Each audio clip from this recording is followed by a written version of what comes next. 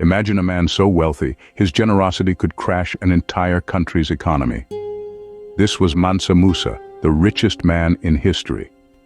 The Mali Empire, under Musa's rule, stretched from the Atlantic coast in what is now Senegal to near the southern border of present-day Algeria. This vast territory was abundant in gold, copper, salt and ivory, making Mansa Musa unimaginably wealthy. So wealthy, in fact, that many believe him to be the wealthiest person who ever lived. Musa's wealth wasn't just for show. A devout Muslim, he embarked on his Hajj pilgrimage to Mecca in 1324. Along the way, he stopped in Egypt, where his generosity caused an economic crisis.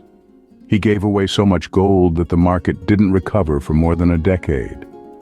Mansa Musa traveled with an entourage that reportedly included 80 camels, each carrying 300 pounds of gold, and 500 slaves clutching golden staffs.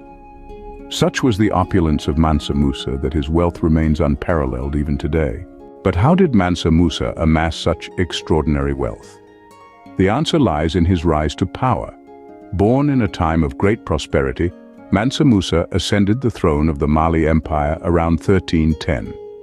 His rule came at the height of the empire's dominance over West Africa, a period marked by strategic control over trade routes and vast natural resources. This control was not accidental. Mansa Musa was a shrewd leader who understood the importance of trade in bolstering the empire's wealth. He controlled and protected the trans-Saharan trade routes, which were teeming with caravans carrying gold, salt, and other precious commodities. These routes were the lifeblood of the Mali Empire, connecting it to the wider world and bringing in an unimaginable flow of wealth. Moreover, Mansa Musa capitalized on the empire's rich gold mines, which were the most significant in all of Africa. His strategic leadership and control of these resources allowed him to amass a fortune beyond comprehension. Mansa Musa's shrewd leadership and strategic control of resources allowed him to amass a fortune that would forever etch his name in history. Mansa Musa's wealth was not just for show. His devout faith led him on a journey that would stun the world. This journey was none other than the Hajj, a pilgrimage to the holy city of Mecca, a duty every devout Muslim aspires to fulfill. And Musa, being a pious man, was no exception. But his pilgrimage was not just a journey of faith. It was a display of grandeur and wealth, the likes of which had never been seen before. Imagine this for a moment. An entourage of 60,000 men, each dressed in Persian silk, 80 camels, each burdened with 300 pounds of gold, 500 slaves, each clutching a golden staff, horses bearing all types of luxury goods, a caravan stretching as far as the eye can see.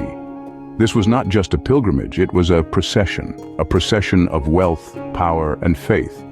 As they journeyed, Musa did something extraordinary. He distributed gold, not just a few coins here and there, but hundreds of pounds of it. So much so that he flooded the market in Egypt, causing the value of gold to plummet and the economy to go into a tailspin for more than a decade. His journey to Mecca wasn't just a pilgrimage. It was a spectacle of his extraordinary wealth and generosity. The Hajj of Mansa Musa was not just a journey.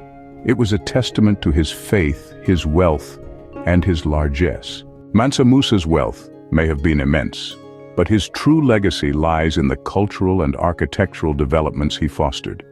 During his reign, Mansa Musa oversaw an era of unprecedented cultural prosperity, transforming the city of Timbuktu into a thriving center of Islamic scholarship and architectural magnificence. The University of Sankore, a beacon of learning in the heart of Mali, was commissioned by Mansa Musa himself. Scholars and intellectuals from across the Islamic world flocked to this institution, making it a hub for the exchange of ideas and knowledge. This illustrious university, with its grand libraries and lecture halls, still stands as a testament to Mansa Musa's commitment to education and intellectual growth. Mansa Musa's reign also saw the construction of numerous mosques, each more awe-inspiring than the last.